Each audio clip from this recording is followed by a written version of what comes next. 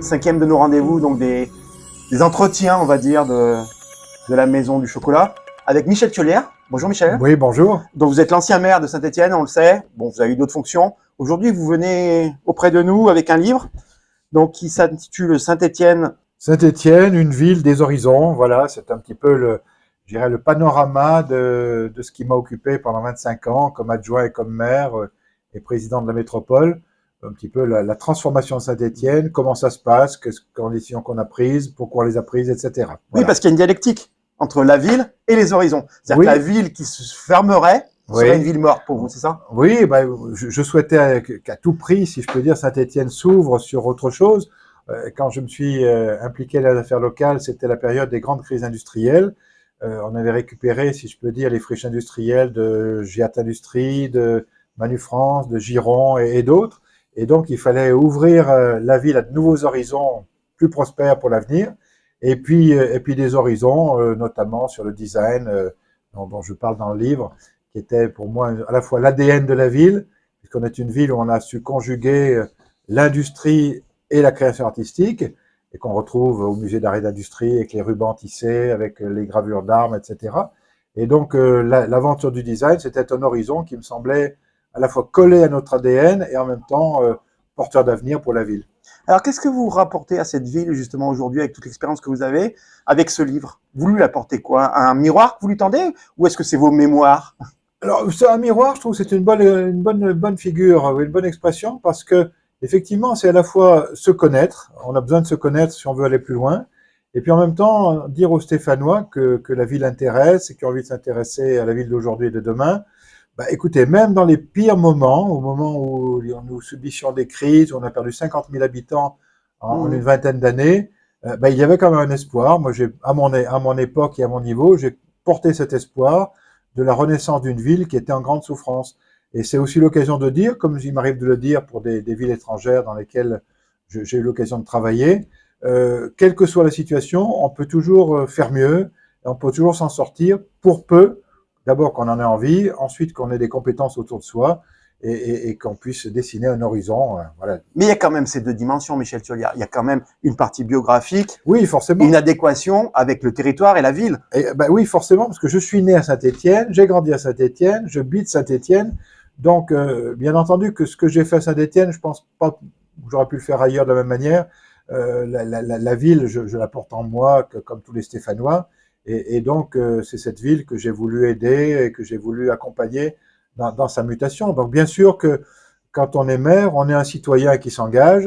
Et le citoyen qui s'engage, il ne fait pas abstraction du citoyen qu'il a été. D'accord. Et cette ouverture, vous êtes prof d'anglais, donc on l'a dit. À l'origine, oui. C'est pas aussi la clé de votre carrière, j'ai envie de dire, post-mairie, où vous vous impliquez dans des structures qui nécessitent une bonne maîtrise de la langue de Shakespeare, oui, et qui vous ont permis finalement de devenir une personne qui est capable de comparer, je sais pas si on parle de certaines villes américaines qui ont fait des mutations, Détroit oui, et tout ça, oui, d'apporter ce regard-là, et à travers ensuite votre expérience post-mairie. Et du coup, aujourd'hui, ce livre, je pense quelque part qu'il est aussi un programme, pas politique, mais on peut se dire, est-ce qu'il n'y a pas une ligne d'horizon? Alors, là où vous avez raison, c'est que... j'ai pas raison sur tout. Mais ça fait rien, un peu raison quand même. C'est que quand on me demande d'intervenir, ça sera le cas d'ailleurs lundi à Paris, auprès de décideurs étrangers qui viennent de tout un tas de pays, d'Amérique du Sud, d'Afrique ou d'Asie. Je prends souvent le cas de Saint-Étienne parce que c'est celui que je connais le plus, c'est celui sur lequel j'ai travaillé, pour l'expliquer qu'il y a quand même des méthodes de travail qui permettent de dégager des perspectives d'avenir pour les villes ou pour les territoires. Et donc, bien entendu que, bon, ça se passe souvent en anglais, effectivement, c'est une langue qui est partagée et avec laquelle on peut échanger.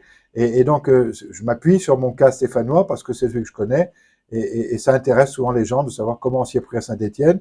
Et moi, ce qui m'intéressait quand j'étais maire, c'était d'aller voir ailleurs comment ça se passe pour prendre des idées, ceux qui avaient traversé les mêmes crises que nous. On avait fait, l'Écosse à Glasgow, l'Angleterre avec des villes comme Sheffield, par exemple, la Ruhr en Allemagne, l'Espagne avec Bilbao. Enfin, on a essayé de partager nos expériences pour s'inspirer de ce qui se passe ailleurs et de prendre les bonnes idées là où elles sont.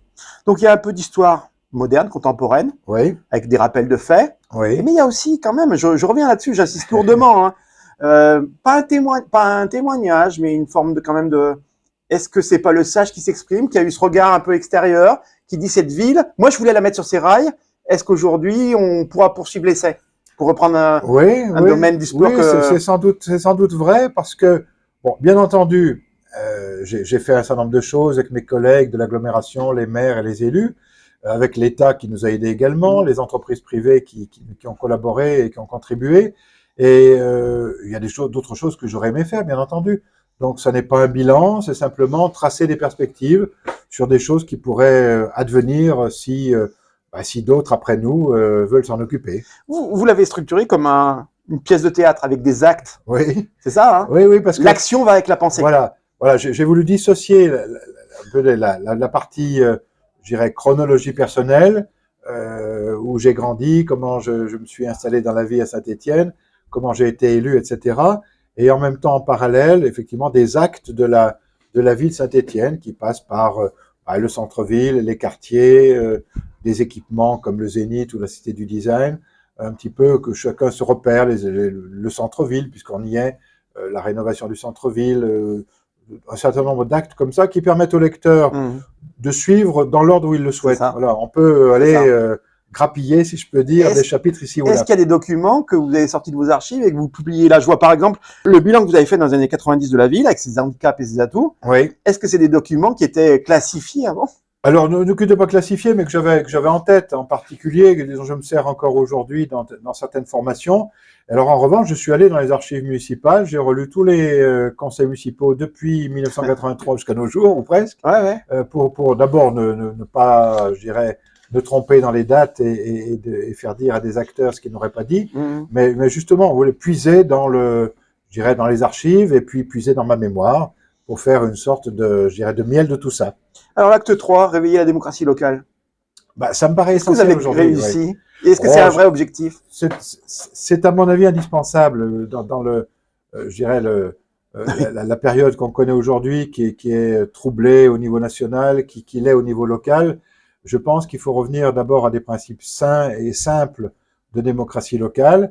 Et puis, le monde a beaucoup changé depuis l'époque où j'étais maire avec les réseaux sociaux, l'information en continu. Donc, il faut aussi peut-être changer la façon de pratiquer la démocratie locale en associant les habitants le plus possible, le mieux possible, tout en se disant qu'il arrive un moment, en tout cas c'est ce que je me disais, où il faut quand même décider. On ne peut pas être en permanence dans une sorte de bouillie de ce que disent les uns et les autres. Il faut entendre ce que disent les gens, entendre ce qu'ils souhaitent, et puis à un moment donné, c'est le rôle du maire, en tout cas, de décider qu'on prend une direction. Sinon, tous les matins, on vous fait changer d'avis et vous ne faites rien. Vous me permettez de vous faire du mal? Ah bien sûr. Parlons de la crise financière, les emprunts toxiques qui vous ont empoisonné dans la fin de votre mandat. À qui dites-vous? Bien sûr. Qu'est-ce que vous pourriez nous partager aujourd'hui avec le recul? Écoutez, je pense que c'était très injuste les critiques qui nous ont été faites. Parce que, d'abord, il y a des milliers de collectivités territoriales, d'hôpitaux, de conseils départementaux qui ont subi les mêmes choses que nous. Et c'est la première fois de ma vie où je me rends compte qu'on a été attaqués, nous clients, alors qu'on ne s'est pas attaqué à ceux qui vendaient ces produits. Nous étions les clients des banques, et les collectivités clientes des banques ont été attaquées. C'est comme si quand vous achetez des yaourts qui vous donnent une maladie, on vous attaquait, vous le client, et pas ceux qui ont fabriqué les yaourts. À l'époque, et je le rappelle, tous ceux qui devaient être là pour contrôler ce que font les banques ne l'ont pas fait. Les préfets, le trésorier payeur général le dit lui-même, et rien de Bercy ne sortait à l'époque sur la dangerosité de certains emprunts. Alors on a préféré s'attaquer au maire que j'étais, ou au maire que j'avais été. C'est plus facile que d'aller chercher la responsabilité chez les banquiers. Voilà. Mais du coup, aujourd'hui, bon, vous l'analysez comme ça, hein, mais est-ce que vous en avez quand même une certaine forme d'amertume? Sur le coup, j'ai été meurtri de ce qu'on pouvait raconter, parce qu'en fait, c'était très compliqué à expliquer, parce que alors les médias s'étaient emparés du sujet, on ne pouvait plus rien dire, ils avaient raison sur tout. En revanche, comme je le dis, parce que c'est la réalité, la Chambre régionale des comptes a dit qu'avec notre gestion de la dette, on avait fait économiser 12 millions d'euros aux Stéphanois. Voilà. Bien qu'on ait dit tout le contraire. Alors, de temps en temps, il faut rétablir la vérité. Ça sert peut-être pas à grand-chose de le faire aujourd'hui, mais sur le coup, effectivement, je trouvais injuste qu'on nous attaque, comme s'il fallait toujours attaquer Saint-Étienne, une ville en difficulté, qui s'en sortait avec les moyens dont elle disposait, qui avait dû emprunter pour s'en sortir. Et de temps en temps, je disais aux gens, vous savez, c'est comme si vous avez deux gamins. Il y en a un à 18 ans à qui papa offre les études et la petite voiture, et l'autre qui doit emprunter pour faire ses études. Ben, nous étions l'étudiant qui a besoin d'emprunter pour faire ses études. On n'était pas une ville riche et il fallait emprunter. Alors, nous mettre, je dirais, nous clouer au pilori parce qu'on avait dû s'endetter pour s'en sortir, je trouve que c'était particulièrement injuste par rapport à d'autres qui avaient les moyens de s'en sortir tout seuls. Une dernière bulle d'amertume ou de réussite, à moitié pleine, à moitié vide. Votre volonté, notamment en centre-ville, de tout peindre en jaune et les transurbaines.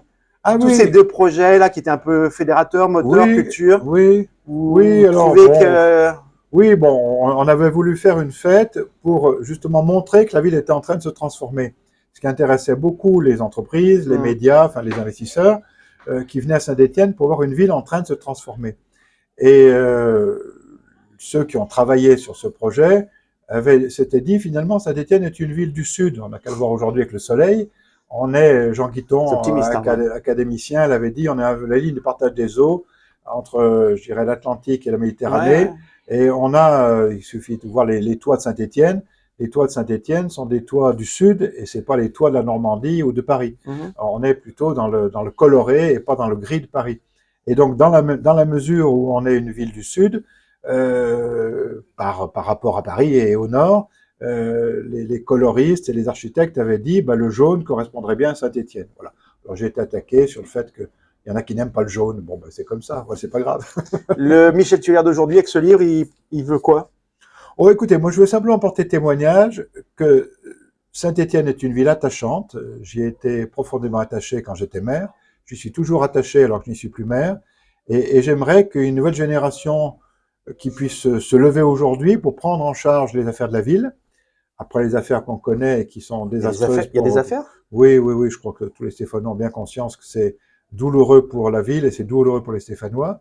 Et donc, après ça, il faudra passer à autre chose. Et mon témoignage, il est là pour dire, si on en a envie, si on en a la volonté, au sens, je dirais, des capacités à réunir autour de soi les compétences, eh bien, on peut faire de belles choses à Saint-Étienne. Ce sera le mot de la fin? Écoutez, pour moi, oui, mais à d'autres d'écrire la suite. À d'autres d'écrire la suite. Merci beaucoup, Michel Tuller.